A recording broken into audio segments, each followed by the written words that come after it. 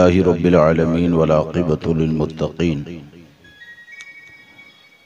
वस्सलातु वस्सलामु अला सय्यिदिल अंबिया'i वल मुरसलीन व अला आलिहि तय्यबीन व सहबिहि ताहिरीन व अला मन सलक मसालिकहुम इला यौमिद्दीन अम्मा बअद फ़अऊज़ु बिल्लाहि मिनश शैतानिर रजीम बिस्मिल्लाहिर रहमानिर रहीम या अय्युहल्लज़ीना आमनू अतीउल्लाह व अतीउर रसूल व उलिल अम्रि मिनकुम सदक़ल्लाहुल अज़ीम इन्नल्लाह व मलाइकतहु युसल्लूना अलन नबी या अय्युहल्लज़ीना आमनू सल्लु अलैहि व सल्लिमू तस्लीमा अल्लाहुम्मा सल्लि अला सय्यिदिना व मौलाना मुहम्मदिन मअदनिल जुदी वल करम व आलिहिल किराम व अस्हाबिहिल इज़ाम व इब्निहिल करीम व बारिक व सल्लिम सलातन व सलामन अलैका या सय्यदी या रसूल अल्लाह सल्लल्लाहु तआला अलैहि व सल्लम।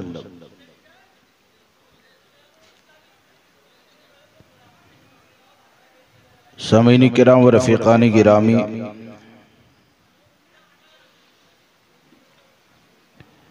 आज की ये महफिल का इनेकाद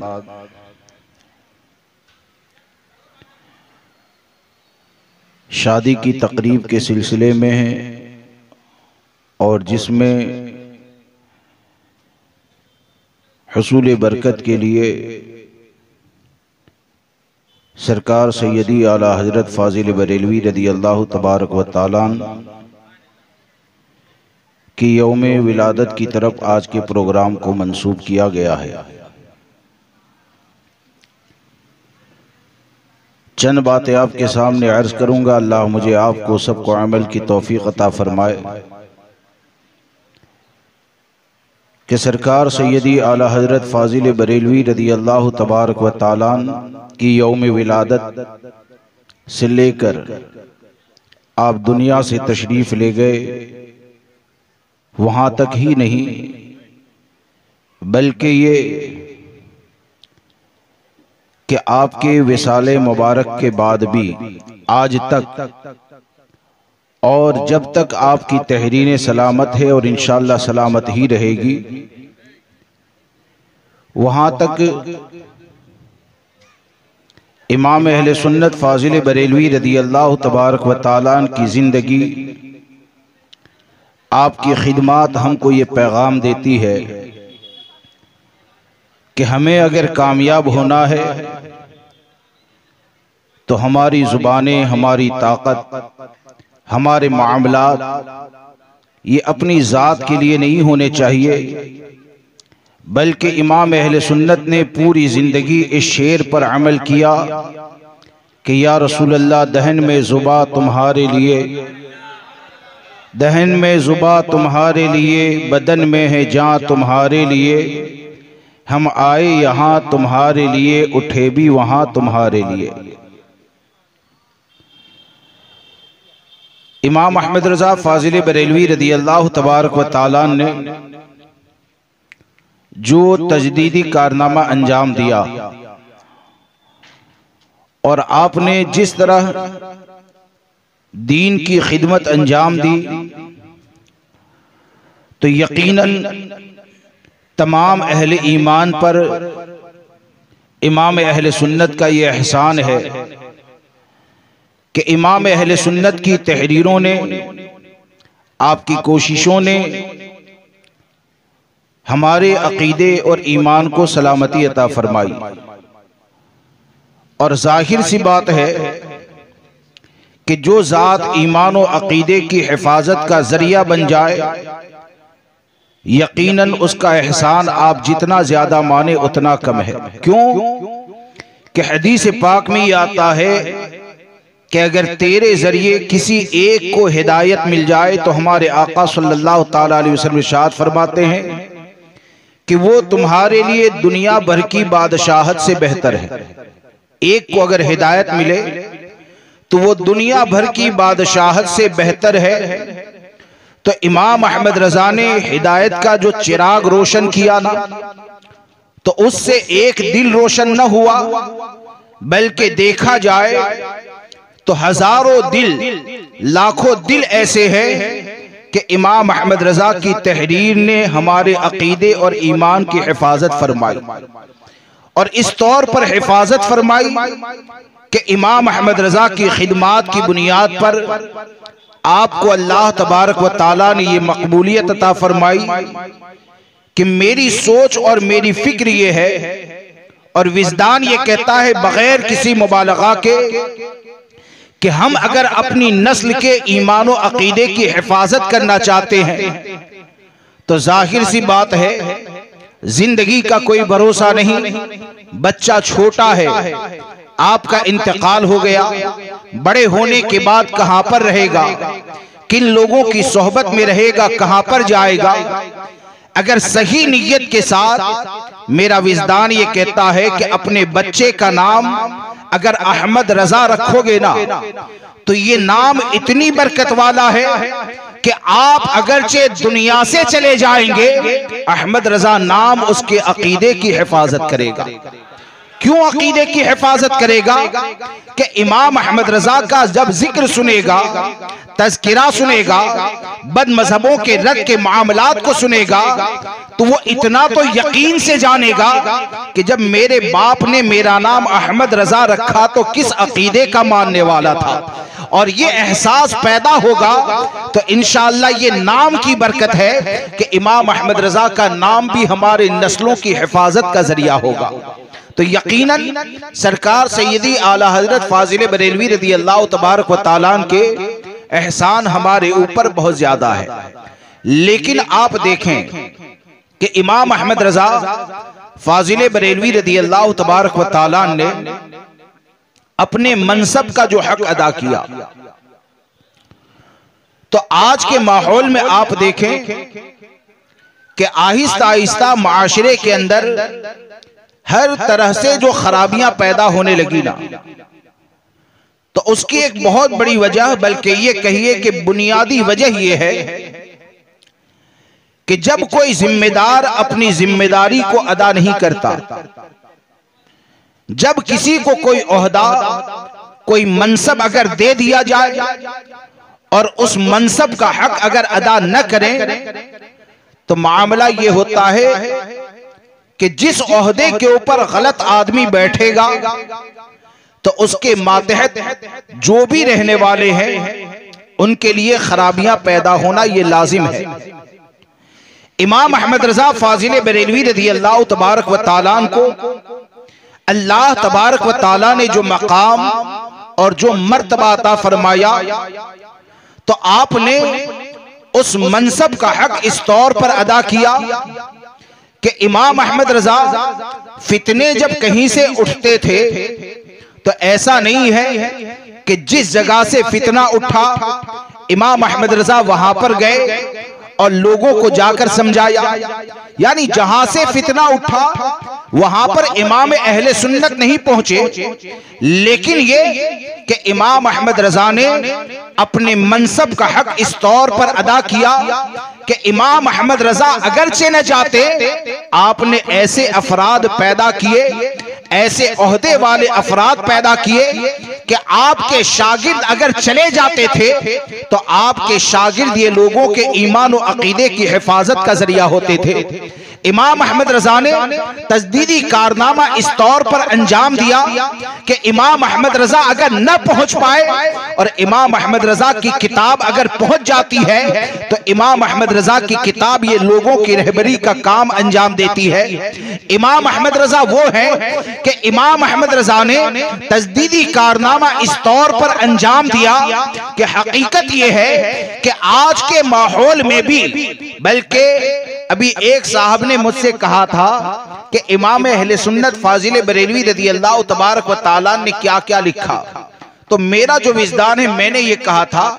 कि जब इमाम अहमद रजा ने ये जुमला इरशाद फरमाया ना कि मेरा दीन और मजहब वही है जो मेरी किताबों से जाहिर है और उस पर कायम रहना हर फर्ज से अहम फर्ज है, तो जब इमाम अहमद रजा ने ये फरमाया तो हकीकत ये है कि मौजूदा वक्त में भी और आने वाली नस्ल में भी अगर गुमराहियत से बचना है ना, तो मेरा दिल ये कहता है कि आज ही नहीं,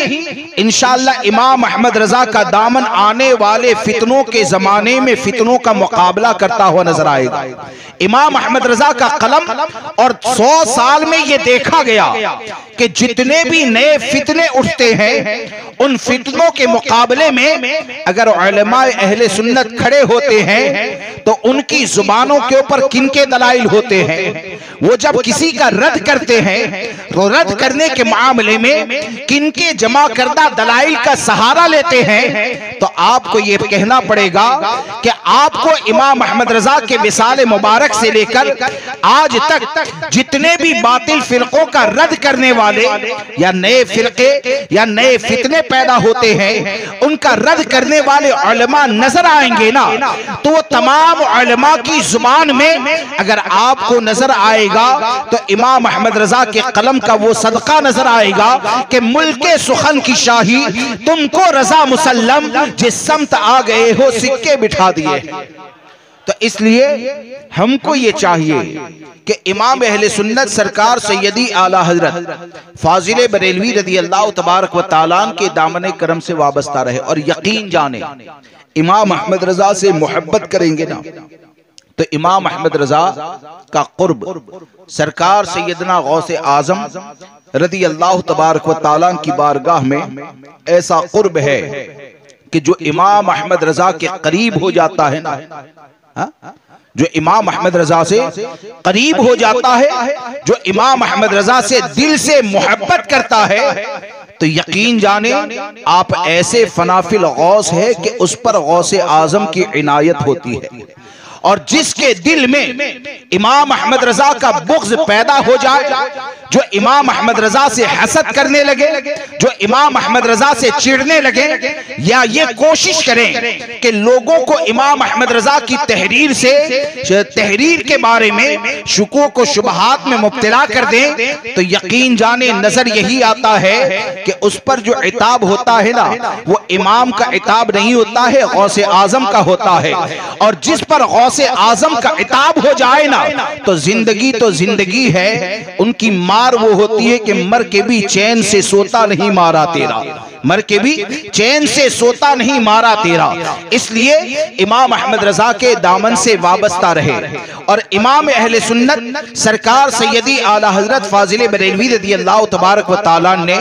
जब हमारे ईमान और अकीदे की हिफाजत के लिए इतनी खिदमत को अंजाम दिया और ये कारनामा अंजाम दिया, तो अब हमारी जिम्मेदारी ये बनती है कि कम से कम हम अपने अंदर दीन की इतनी समझ पैदा करें कि तालीमात इमाम अहमद रजा से करीब हो जाए। और तालीमात इमाम अहमद रजा से करीब हो जाएंगे तो जितने तालीमात इमाम अहमद रजा से करीब होंगे, अमल करने वाले होंगे, इंशाअल्लाह गुमराहियत के बादल आपसे इतने ही दूर होते हुए नजर आएंगे। एक मर्तबा दुरूद पाक पढ़ लीजिए, अल्लाहुम्मा सल्ली अला सय्यिदिना व मौलाना मुहम्मद मादनिल जुदी वल करम व आलिहिल किराम व अस्हाबिहिल इज़ाम व इब्निहिल करीम व बारिक व सल्लिम सलातो व सलामुन अलैका या सय्यदी या रसूल अल्लाह सल्लल्लाहु तआला अलैहि वसल्लम। अब आप देखें कि मैंने एक बात अर्ज की थी कि इमाम अहमद रजा ने अपने मनसब का हक अदा किया, और मनसब का हक अदा करने के लिए सबसे पहले जो बुनियादी चीज है ना, कि कोई भी आदमी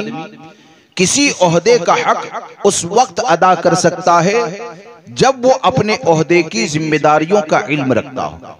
ओहदे की जिम्मेदारियों का इल्म रखता हो। मिसाल के तौर पर एक आदमी ऐसा है कि जिसको कुछ भी पढ़ना लिखना नहीं आता, और आप कह दें कि हमने आपको 12वीं क्लास में प्रोफेसर बना दिया, ये ओहदा आपको दे दिया, आप अदा करें। आप मुझे बताएं वो ओहदे का हक अदा कर पाएगा?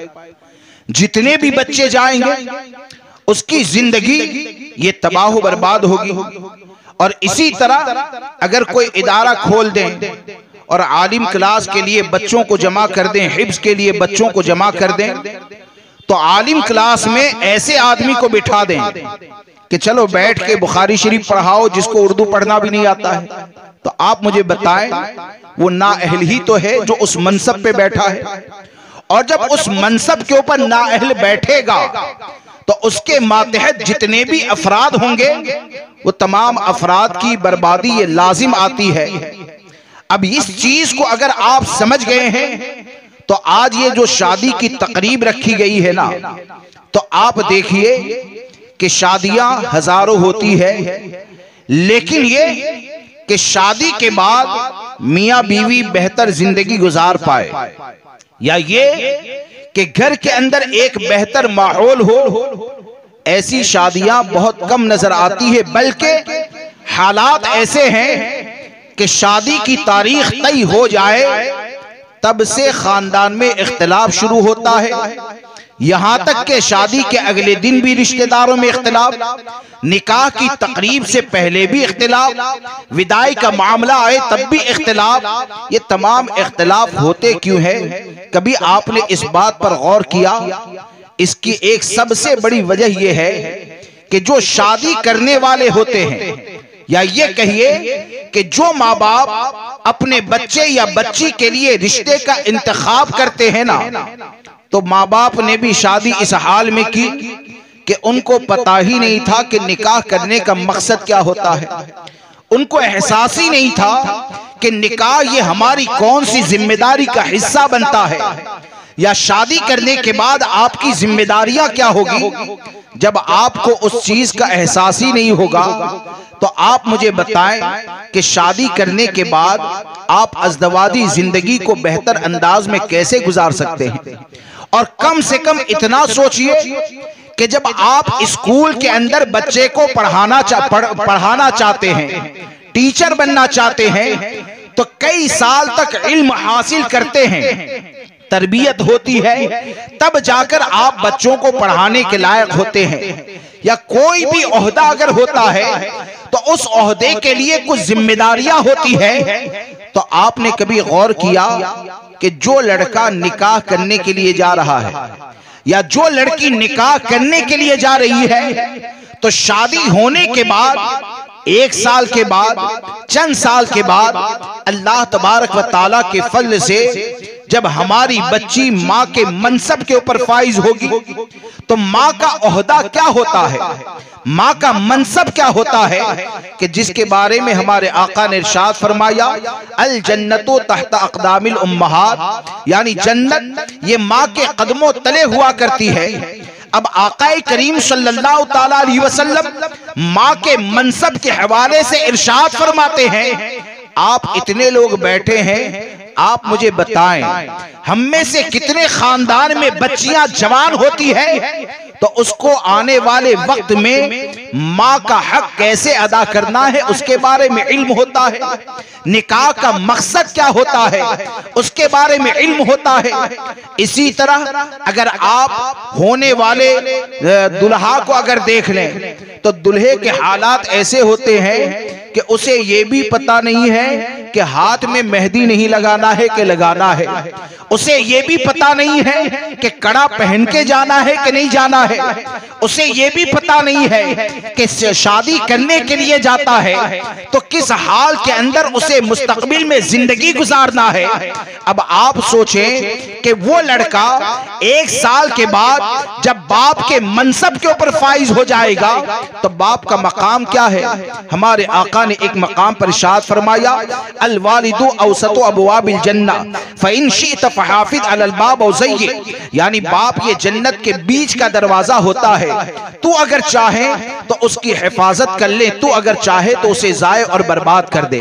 अब आप सोचें कि एक उस मनसब पर जाने वाला है जिसे जन्नत के बीच का दरवाजा कहा गया, और एक उस मनसब की मालिक बनने वाली है जिसके कदमों के तले जन्नत है, उसके बारे में हमारे आका ने इरशाद फरमाया। अब ये दोनों का हाल ऐसा होता है कि बल्कि निकाह जो करवाते हैं या माँ बाप जो होते हैं उनका हाल भी ये होता है कि हमारे यहाँ शादी करने के लिए अगर देखा जाता है तो ये देखा जाता है कि बच्चा जवान हो गया, लड़की जवान हो गई, इसकी शादी कर दी जाए, इसका निकाह कर दिया जाए, लड़का कमाने वाला हो गया, इसका निकाह कर दिया जाए। हालांकि सबसे बड़ी जिम्मेदारी ये है कि लड़का और लड़की जिसका निकाह किया जाता है ना, तो अगर वो निकाह के मकसद को समझेंगे, निकाह के मसाइल को जानेंगे, अज़दवाजी जिंदगी के बारे में शरीयत मुतहरा ने क्या हुक्म दिया है, शौहर का हक कैसे अदा करना है, बीवी का हक कैसे अदा करना है, अज़दवाजी जिंदगी के अंदर, शादीशुदा जिंदगी के अंदर अगर इख्तिलाफ पैदा हो जाए तो हमको किताब और सुन्नत ने इख्तिलाफ को दूर करने का कौन सा तरीका अता फरमाया है। हर आदमी अपने दिल के ऊपर गौर करें और सोचें कि उनकी जिंदगी के दरमियान अगर इख्तिलाफ पैदा हो जाए तो उनके पास शरीयत मुतहरा की रोशनी में कौन सा उसूल पाया जाता है। क्यों नहीं पाया जाता? जहालत की बुनियाद पर। और जहालत की बुनियाद पर अंजाम यह होता है कि अगर थोड़ा सा टकराव हो जाए तो शरीयत ने तो सुलह के रास्ते अता फरमाए हैं, लेकिन जहालत की बुनियाद पर तलाक हो जाती है, दो खानदान तबाह बर्बाद हो जाते हैं। उसकी जगह पर अगर अज़दवाजी जिंदगी के मसाइल को जान लिया होता, शौहर ये जानता कि बीवी के हवाले से शरीयत ने मुझे क्या जिम्मेदारी दी है, बीवी ये जानती कि शौहर के हवाले से मुझे क्या जिम्मेदारी दी गई है, तो यकीन जाने शादी के बाद जब वो जिंदगी गुजारते ना तो शरीयत के हुक्म पर अमल करने का सवाब भी दिया जाता और उसकी बरकतों से अल्लाह दोनों के दरमियान मोहब्बतें भी अता फरमाता। और अगर इख्तिलाफ हो भी जाता तो इख्तिलाफ का हल जब वो शरीयत मुतहरा से पूछते तो हाल और मामला ये होता कि शरीयत की रोशनी में उनके इख्तिलाफ का हल भी हो जाता। इसलिए दोस्तों, आज के माहौल में जरूरत इस चीज की है कि हम अपनी औलाद की तरबियत इस तौर पर करें कि जब वो निकाह करें तो उनका निकाह करना दो खानदानों के दरमियान दुश्मनी का जरिया न बन जाए, उनका निकाह करना एक खानदान को बिखेरने का जरिया न बन जाए, बल्कि पहले से उनकी जहन साजी इस तौर पर की जाए, शरीयत मुतहरा के मसाइल इस तौर पर सिखाए जाए कि हमारी बच्ची जहां पर भी जाए वो घर अमनो सुकून का गहवारा बन जाए, और हमारा लड़का जहां पर भी शादी करे तो वो जुल्म करने वाला न बने बल्कि बीवी के हुकूक को अदा करने वाला बन जाए, मखलूक का हक क्या होता है उसको जानने और समझने वाला बन जाए। इसलिए दोस्तों, आज के माहौल में जरूरत यह है कि शादी करने के साथ हमारे बच्चों की तरबियत का होना यह बहुत ज्यादा लाजिम और जरूरी होता है। और दूसरी बात आप देखें कि शादी की जो तकरीब होती है तो शादी की तकरीब में जितने ज्यादा खुराफात होते हैं, हालांकि होना तो ये चाहिए कि शादी को जब हमारे आका सल्लल्लाहु ताला अलैहि वसल्लम ने निकाह के जो मकसद को बयान फरमाया तो एक मकसद ये बयान किया गया कि निकाह ये निगाहों को झुकाता है, शर्मगाह की हिफाजत करता है। एक मकसद ये बयान किया गया, यानी निकाह जब होगा ना, निकाह आदमी करेगा चाहे लड़का हो चाहे लड़की हो, तो निकाह के जरिए उसकी निगाहें झुकी रहेगी, उसकी शर्मगाह की हिफाजत होगी, यानी जिना और हरामकारी से बचेगा। लेकिन आज के माहौल में अगर आप निकाह की तकरीब को देखेंगे तो कई जगह पर तो ऐसा देखा जाता है कि वो औरतें जो पर्दे की पाबंद होती है ना, शौहर की तरफ से, घर वालों की तरफ से इजाजत दे दी जाती है या इस तरह की आजादी दी जाती है कि अब 3 दिन तो मेहमानों का आना जाना रहेगा, लड़कों का दाखिला घर में रहेगा, इसलिए 3 दिन के लिए पर्दे को जरा थोड़ी देर के लिए साइड पे रख दो और 3 दिन बाद फिर शरीयत मुतहरा की पाबंदी करना, पर्दे का एहतमाम और इंतजाम करना। अब आप सोचें कि जिसकी सोच ये बन जाए या वो ये कहें कि पर्दे वाली औरत को भी शादी की तकरीब के अंदर बेपर्दा कर दिया जाए, तो क्या कभी आपने इस बात पर गौर किया कि मेहमानों की दावत करना ये तेरे लिए ज्यादा अहम है या ये कि अपनी बीवी बच्ची को सैयदा की कनीजा बनाना ये ज्यादा अहम है? क्या कभी आपने इस बात के बारे में सोचा कि भीड़ को जमा न किया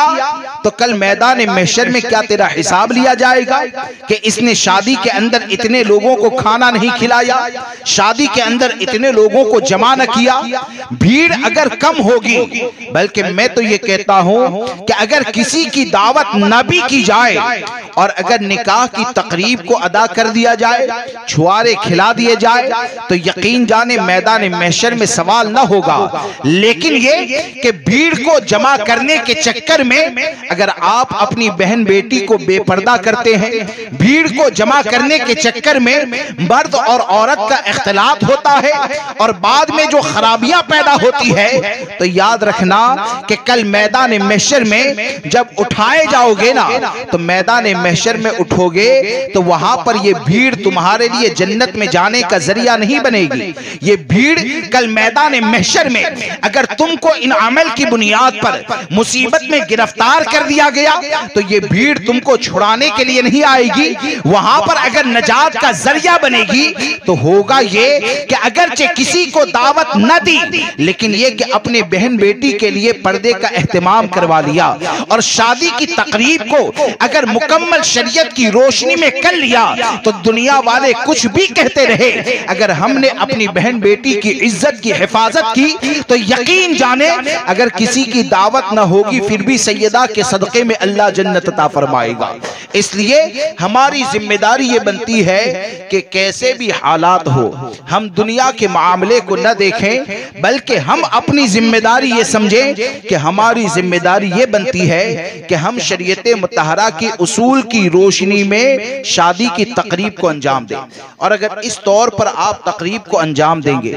तो इंशाअल्लाह अल्लाह तबारक व तआला उसकी बरकतें अज़दवाजी जिंदगी में भी अता फरमाएगा, उसकी बरकतें अज़दवाजी जिंदगी में अता फरमाएगा। आप देखिए कि हालात जो बिगड़ते हैं या कई जगह पर फसाद होते हैं, यानी फसाद से मुराद ये कि हरामकारी का दरवाजा खुलता है, बल्कि बाज़ जगहों पर तो लड़का और लड़की जिनके ताल्लुकात गलत होते हैं ना, तो शादी की महफिल को आज लोगों ने ऐसे नाजायज ताल्लुकात के लिए या मिलने के लिए या बातचीत करने के लिए एक ऐसा जरिया समझ लिया कि कहीं और बात करने का मौका न मिले, लेकिन ये कि शादी में अगर पहुंचेंगे तो मौका मिल जाएगा। और हकीकत यह है कि आज जो अक्सर हमारा रोना है अपनी औलाद को लेकर, अपनी लड़कियों को लेकर जो आज हमारा रोना है ना, तो ये हकीकत में हमारी गलती है और जिसके नतीजे में बाद में हम चीखते हैं, चिल्लाते हैं। या तो ये कि हमको उसूल की पाबंदी करनी चाहिए और फिर उसूल को आप तोड़ते हैं,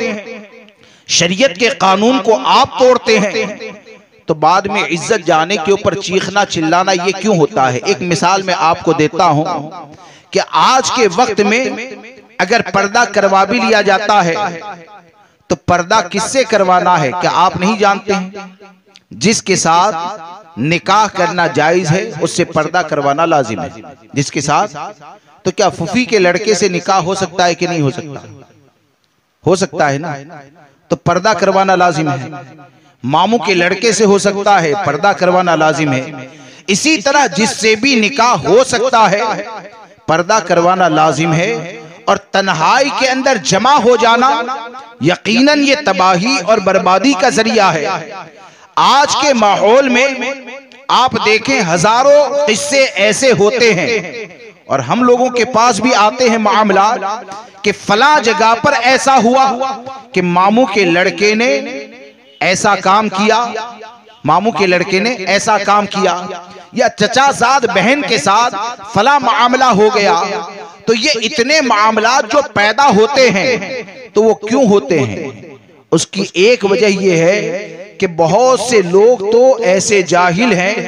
कि उनको ये पता भी नहीं है कि मामू के लड़के के साथ, मामू के लड़के से अपनी बच्ची का पर्दा करवाना लाजिम है।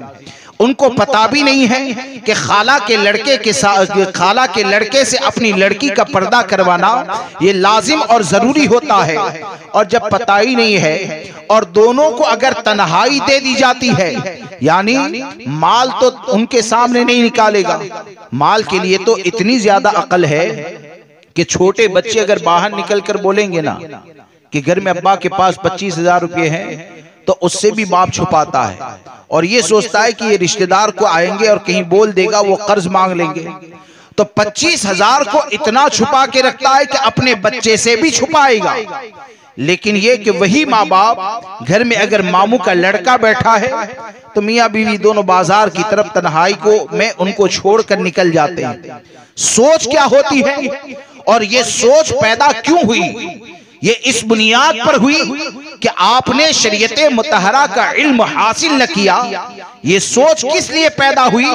कि आपके इल्म न होने की वजह से आपको ये पता ही नहीं है कि आप गुनाह का काम करने के लिए जा रहे हैं। अब तन्हाई के अंदर आपकी बच्ची अगर मामू के लड़के के साथ जमा हो गई,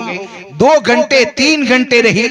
या ये कि आपस में आजादी अगर दे दी गई और बाद में माज़अल्लाह अगर नाजायज ताल्लुकात बन जाते हैं, बाद में अगर हरामकारी होती है और मामला अगर मोहल्ले में आता है, तो उस वक्त जाकर आदमी चीखता चिल्लाता है कि हमने तो भाई समझकर हवाले किया था, लेकिन भाई ने हमारे साथ गद्दारी की, उसने हमारे साथ बेवफाई की और तरह तरह की बातें होती है। मैं सिर्फ आपसे ये कहना चाहता हूं कि आप तन्हाई में अपनी बच्ची को किसी के हवाले करते हैं या शादी की तकरीब में आप जितने भी खुराफात करते हैं, तो आपने अपने रिश्तेदारों से पूछा, अपने मोहल्ले वालों से पूछा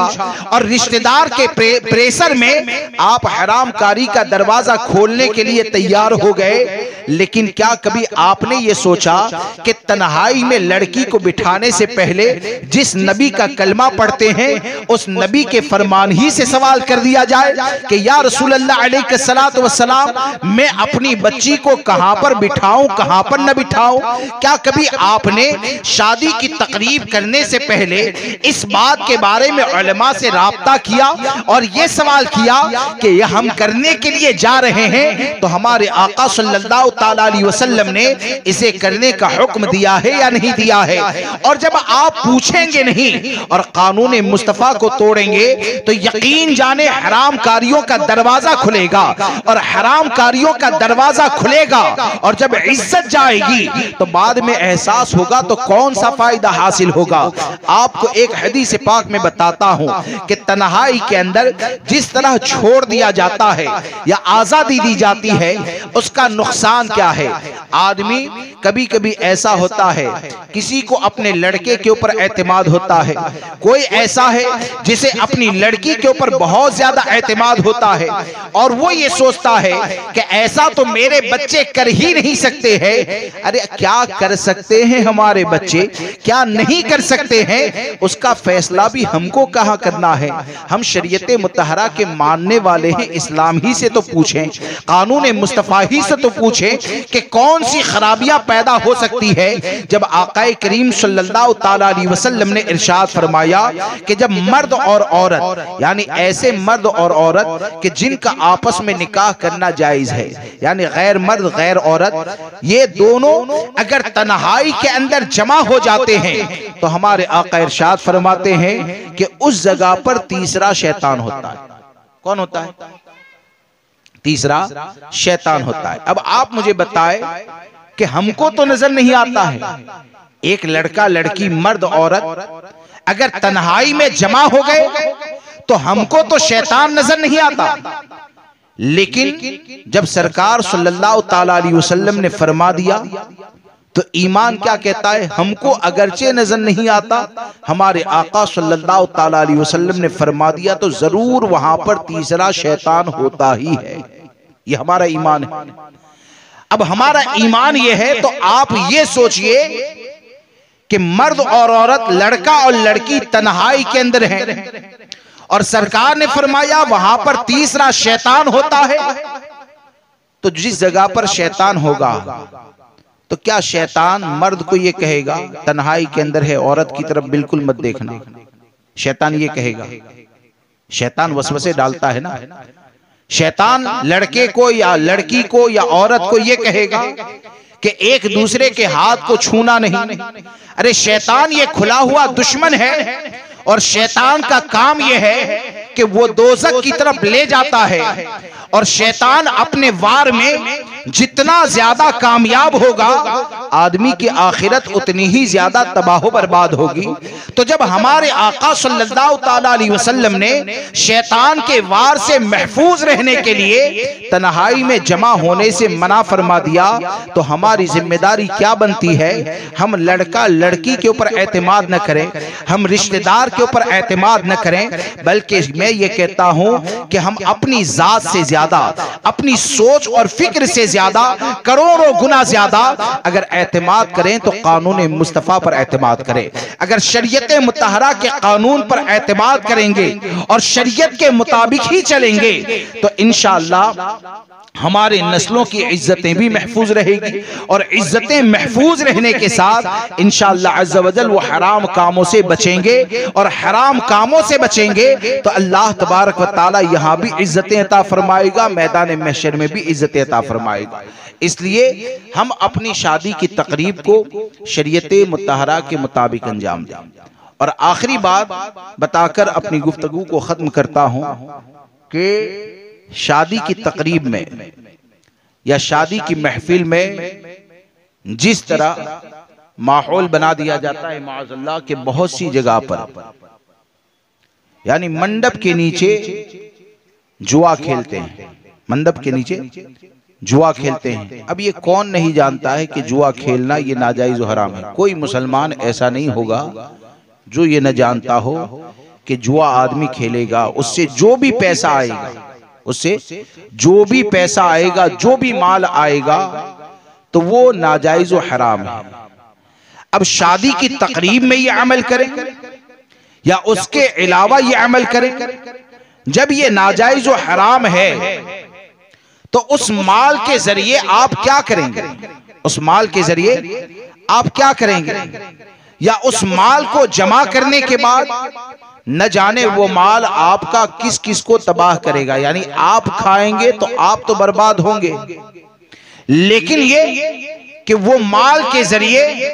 कोई चीज आ गई और आपके बच्चे के शिकम में जाती है, आपकी लड़की अगर खाती है, आपका खानदान अगर उस पर परवरिश पाता है, तो आप जरा सोचें कि आप अपने खानदान वालों पर कितना बड़ा जुल्म करने वाले हैं कि आप एक तरफ अपनी औलाद से इतनी ज्यादा मोहब्बत का दावा करते हैं कि मैं तो अपनी औलाद से इतनी मोहब्बत करता हूं कि अगर मेरे बच्चे को बुखार भी आ जाए ना तो मैं तो अपना पैसा पानी की तरह बहाता हूं, लेकिन ये कि अपने बच्चे और बच्ची की हिफाजत करता हूं। लेकिन जुए के जरिए अगर माल को जमा करते हैं तो आप ऐसी जहालत की वादी में जिंदगी गुजारते हैं और अपनी नस्ल के लिए ऐसी तबाही और बर्बादी का सामान पैदा करते हैं कि यकीन जाने कि जब आप अपने बच्चों के लिए जिसमें बुखार आ जाए तो बेचैन हो जाते हैं, ठंडी चढ़ जाए तो बेचैन हो जाते हैं, तो अगर आप हराम का लुकमा खिलाएंगे और उसको अपने बच्चों और औलाद के पेट में जगा देंगे तो बहुत से नुकसानात तो है ही। जो वो हराम खाता रहेगा ना, तो जब वो बड़ा हो जाएगा तो बड़े होने के बाद आप उसे समझाते रहें, अरे बाप की कदर कर, बाप का मर्तबा तो ये है। आप कुरान की आयत पढ़कर सुनाते रहेंगे कि कुरान में तो कहा वला तकुल लहुमा उफ़्फ़िन वला तनहरहुमा। आप कुरान की आयत पढ़कर सुनाएंगे कि कुरान ने तो ये कहा वशकुल्ली, कुरान ने तो ये कहा अनिशकुल्ली वली वालिदैक, यानी अल्लाह ने बेटा ये फरमाया है कि अल्लाह का एहसान मानो, अपने माँ बाप का एहसान मानो, और तू मेरा एहसान नहीं मानता है। और ऐसे वक्त में जब कुरान की आयत सुनाकर जब आप उसको समझाने की कोशिश करेंगे ना, तो यकीन जाने उसके समझने में या आपकी फरमाबरदारी करने में अगर कोई लुकमा रुकावट हो सकता है तो बचपन में जो हराम खिलाया है वो रुकावट बन जाएगा। और वो ऐसी रुकावट बन जाएगा कि उसका दिल आपकी तरफ माइल नहीं होगा। तब जाकर आपको एहसास होगा कि काश कि मैंने जुआ न खेला होता, काश कि मैंने चंद लम्हों के लिए ये गलती न की होती। लिहाजा दोस्तों, इस चीज को याद रखकर चलें कि वो माल जो नाजायज और हराम तरीके से हासिल किया जाता है या वो चीजें जो हराम तौर पर खाई जाती है, तो उसके बारे में हदीस पाक में यहां तक आया, जब आप अपने आप को बुखार में पसंद नहीं कर सकते, जब आप अपने खानदान वालों को तकलीफ में नहीं दे सकते, तो हमारे आका सल्लल्लाहु ताला अलैहि वसल्लम ने एक मकाम के ऊपर हराम खाने वालों के बारे में इरशाद फरमाया, ला यदखुलुल जन्नत लहमुन नबत मिन अस्सुहत, यानी वो जिस्म जन्नत में दाखिल न होगा जिसकी परवरिश ये हराम गिजा के जरिए होती है। फकुल्लु लहमिन नबत मिन अस्सुहत कानतिन नार औला बिही, क्यों कि वो जिस्म, हर वो गोश्त जो हराम गिजा से परवरिश पाता है, हमारे आका इरशाद फरमाते हैं वो उसी के लायक है कि उसे दोजख में दाखिल किया जाए। अब आप सोचें कि एक तरफ तो बुखार से बेचैन हो जाते हैं, तो हराम गिजा की बुनियाद पर दोजख में दाखिल किया गया, चाहे तुम्हें किया जाए चाहे नस्ल को किया जाए, तो आप मुझे बताएं कि वहां पर आपका हाल क्या होगा। इसलिए ऐसे खुराफात से बचें। और मुख्तसर में ये कि शरीयत मुतहरा ने जिन चीजों से बचने के बारे में कहा, हम सब पर लाजिम है, हम सब पर फर्ज है कि उन तमाम चीजों से परहेज करें। और आखिर में चलते चलते ये कि ये तो बुनियाद है, कई बार कहा जा चुका है कि हम जब भी अपने बच्चों के लिए रिश्ते को तलाश करें तो सबसे पहले बुनियादी शर्त यह है कि हम अपनी औलाद के लिए सुन्नी रिश्ता तलाश करें। क्या तलाश करें? सुन्नी सहीहुल अकीदा रिश्ता तलाश करें, चाहे लड़का हो चाहे लड़की हो, और सुन्नी सहीहुल अकीदा रिश्ता तलाश करें। और ये भी आप पर फर्ज है। क्या है? आप पर फर्ज है। और जो देवबंदी के कुफरिया अकीदे को जानने के बाद भी अगर उनके साथ निकाह करने को जायज माने, करे ना भी किया हो, और अगर जायज भी मानता है ना गुस्ताख रसूल के साथ निकाह, तो वो काफिर है। क्या है? गुस्ताख रसूल के साथ अगर निकाह को जायज मानता है तो निकाह को जायज मानने से आदमी इस्लाम से खारिज हो जाता है। इसलिए अपनी नस्ल के लिए अहले सुन्नत व जमात में रिश्ता तलाश करे। क्यों कि ये ऐसी चीज है कि लम्हों ने खता की थी, सदियों ने सजा पाई। यानी आप एक मर्तबा किसी जगह पर देवबंदी वहाबी के साथ जुड़ जाते हैं ना, तो आप तो मर जाते हैं। आपके बाद उसकी नहुसतें या आपकी औलाद को बर्दाश्त करनी पड़ती है, कभी फूफी के नाम पर, कभी खाला के नाम पर, कभी चचा के नाम पर, और न जाने क्या क्या होता है। तो ऐसा काम न करें कि जिसकी बुनियाद पर हमारी नस्लें ये तबाह बर्बाद हो। और ये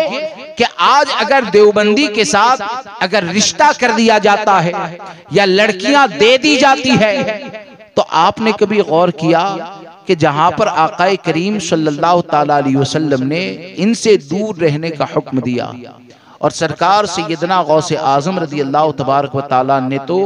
यहाँ तक हमको एहतियात करने के लिए कहा कि जिस रास्ते से बदमज़हब गुजरता है अपने रास्ते को तब्दील कर दो। यानी उस रास्ते पर चलने से भी सरकार सैयदना गौसे आजम रज़ी अल्लाह तबारक व तआला मना करते हैं। अब आप मुझे बताएं कि हमारी लड़की अगर देवबंदी के हवाले कर दी जाए तो उससे ज्यादा कुर्बत और क्या हो सकती है? उससे ज्यादा और कुर्बत कौन सी हो सकती है? और उस कुर्बत के जरिए जो नुकसान होगा, उस नुकसान का जिम्मेदार कौन होगा? इसलिए अपनी लड़कियों की हिफाजत करें। और बाज लोग ये जो सोचते हैं कि भाई देवबंदी को लड़की देने की नहीं, लेकिन ये कि लड़की लाने की। हा? अरे हमारे बुजुर्गों ने तो मुसलमानों में भी रिश्ता करने में कितना एहतियात करते थे। हा? मुसलमानों में भी अगर रिश्ता करे ना तो हमारे असलाफ बुजुर्गान दीन जो तालीम देते थे वो दुनिया या दुनिया का हुस्न जमाल उस बुनियाद पर तालीम नहीं देते थे, बल्कि हजरत हसन बसरी रहमतुल्लाहि ताला अलैहि आपसे किसी ने सवाल किया कि हजरत मेरी लड़की के लिए कई नौजवानों की तरफ से बेहतर रिश्ते आते हैं, आप जरा मेरी रहनुमाई फरमाए कि मैं अपनी बच्ची का रिश्ता कहाँ पर करूं। तो हजरत हसन बसरी रहमतुल्लाहि ताला अलैहि जो अजीम ताबईन में से है, आपने इरशाद फरमाया वो तमाम नौजवानों में जो सबसे ज्यादा दीनदार हो उसे अपनी बच्ची का निकाह करो। यानी जितने भी नौजवान हैं उसमें देखो कि सबसे ज्यादा दीनदार कौन है, सबसे ज्यादा परहेजगार कौन है, तो उनमें जो सबसे ज्यादा मुत्तकी हो, परहेजगार हो, ऐसे लड़के के साथ तुम्हारी लड़की का निकाह करो। और एक हिकमत भी बयान फरमाई जो हकीकत है कि आज के माहौल में समझ में आती है कि आप फरमाते हैं कि अगर तू शरीयत की पाबंदी करने वाले से, दीन का इल्म रखने वाले से, अगर मुत्तकी से अपनी लड़की का निकाह करेगा ना, तो अगर तेरी लड़की में कोई ऐब भी होगा तो ऐब जाहिर होने के बाद भी वो कभी भी तेरी लड़की पर जुल्म नहीं करेगा। अगर दीनदारी होगी ना तो वो तेरी लड़की पर जुल्म नहीं करेगा, क्योंकि जब दीनदारी है, तकवा है, जब परहेजगारी है, तो वो परहेजगारी की बुनियाद पर इस चीज का इल्म रखता है कि अगर इस पर जुल्म किया गया तो मैदान महशर में मुझे जवाब देना है। और हकीकत यही है कि आज जहां कहीं भी थोड़े से मामले को लेकर औरत के ऊपर जुल्म होता है या तलाक के मामलात आते हैं तो 99% नहीं बल्कि आप 100% भी कहेंगे तो आपको ये तमाम हंगामे वहां नजर आते हैं जहां दीन का इल्म नहीं होता है, जहां पर दीनदारी नहीं होती है। जिस जगह पर शरीयत मुतहरा की पाबंदी पैदा हो जाए तो शरीयत मुतहरा ने अल्हम्दुलिल्लाह हमारी हर बीमारी की दवा अता फरमाई है, हमारी हर परेशानी का हल अता फरमाया है। अब आप सोचिए कि वहां पर तो हजरत हसन रब्बिल आलमीन वल आक़िबतु लिल मुत्तक़ीन वस्सलातु वस्सलामु अला सय्यिदिल अंबिया वल मुरसलीन व अला आलिहि तय्यबीन व सहबिहि ताहिरीन व अला मन सलक मसालिकहुम इला यौमिद्दीन अम्मा बअद। फ़अऊज़ु बिल्लाहि मिनश शैतानिर रजीम बिस्मिल्लाहिर रहमानिर रहीम। या अय्युहल्लज़ीना आमनू अतीउल्लाह व अतीउर रसूल व उलिल अम्रि मिनकुम सदक़ल्लाहुल अज़ीम। इन्नल्लाह व मलाइकतहु युसल्लूना अलन नबी या अय्युहल्लज़ीना आमनू सल्लु अलैहि व सल्लिमू तस्लीमा। अल्लाहुम्मा सल्लि अला सय्यिदिना व मौलाना मुहम्मदिन मअदनिल जुदी वल करम व आलिहिल किराम व अस्हाबिहिल इज़ाम व इब्निहिल करीम व बारिक व सल्लिम सलातन व सलामन अलैका या सय्यदी या रसूल अल्लाह सल्लल्लाहु तआला अलैहि वसल्लम।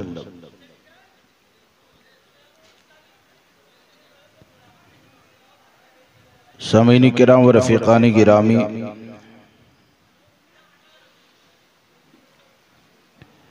आज की ये महफिल का इनेकाद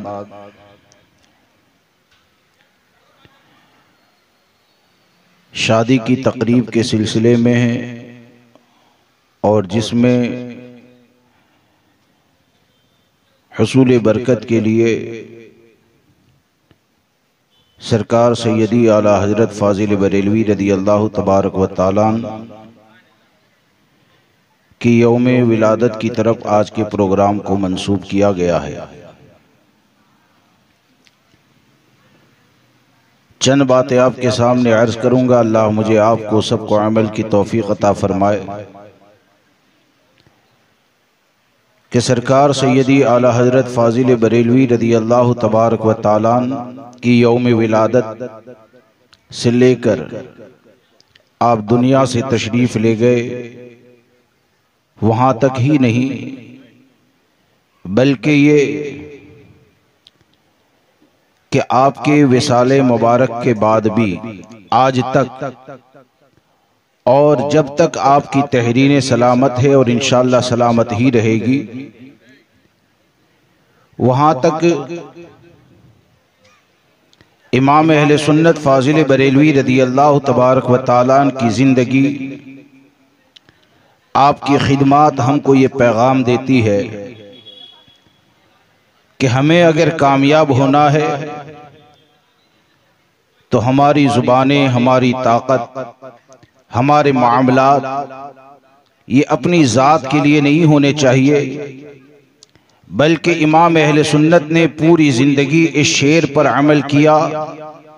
कि या रसूल अल्लाह, दहन में ज़ुबा तुम्हारे लिए, दहन में ज़ुबा तुम्हारे लिए, बदन में है जान तुम्हारे लिए, हम आए यहाँ तुम्हारे लिए, उठे भी वहाँ तुम्हारे लिए। इमाम अहमद रज़ा फाजिल बरेलवी रदी अल्लाह तबारक व तआला ने जो तजदीदी कारनामा अंजाम दिया और आपने जिस तरह दीन की खिदमत अंजाम दी, तो यकीनन तमाम अहले ईमान पर इमाम अहले सुन्नत का ये एहसान है कि इमाम अहले सुन्नत की तहरीरों ने आपकी कोशिश